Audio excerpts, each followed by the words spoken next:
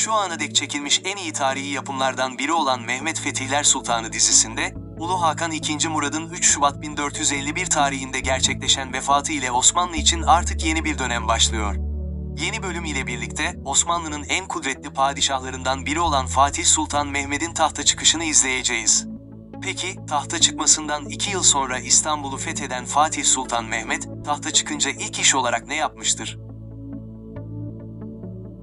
Babasının ölümünden sonra ikinci kez 18 Şubat 1451 tarihinde Osmanlı tahtına çıkan Fatih Sultan Mehmet Han, büyük arzusu İstanbul kuşatmasına başlamadan önce bir başka önemli sorunla karşılaşmıştır. Taht değişikliğini kendileri için bir fırsat olarak gören Karamanoğulları Beyliği, Osmanlı topraklarına saldırılar düzenlemiş ve Osmanlı'nın doğusunda bir tehdit unsuru haline gelmişti. Bu tehlikenin farkında olan Sultan II. Mehmet de ilk seferini Karaman Beyliği üzerine yapmıştır. Üzerine yürüyen Osmanlı ordusunun haşmetinden çekinen Karamanoğlu İbrahim Bey, Taşeli bölgesine geri çekilmiş ve gönderdiği elçilerle Sultan II. Mehmet'ten aman dileyerek sulh talep etmiştir. Müslüman kanı dökmek istemeyen ve bir an önce İstanbul fethi için gereken hazırlıklara başlamak isteyen Fatih, bu teklifi kabul ederek kuşatma öncesinde doğu sınırlarını güvence altına almıştır.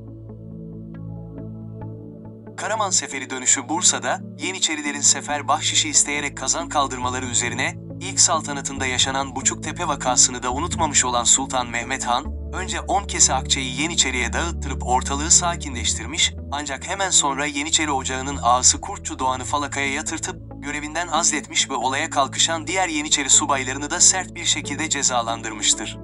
Yeniçeri Ocağı ağalığına ise Mustafa Bey'i atayan Fatih Sultan Mehmet, kendisine bağlı Doğancı ve Sekbanları da bu ocağa katarak, İstanbul fethi öncesinde Yeniçeri Ocağı'na tam anlamıyla hakim olmuştur.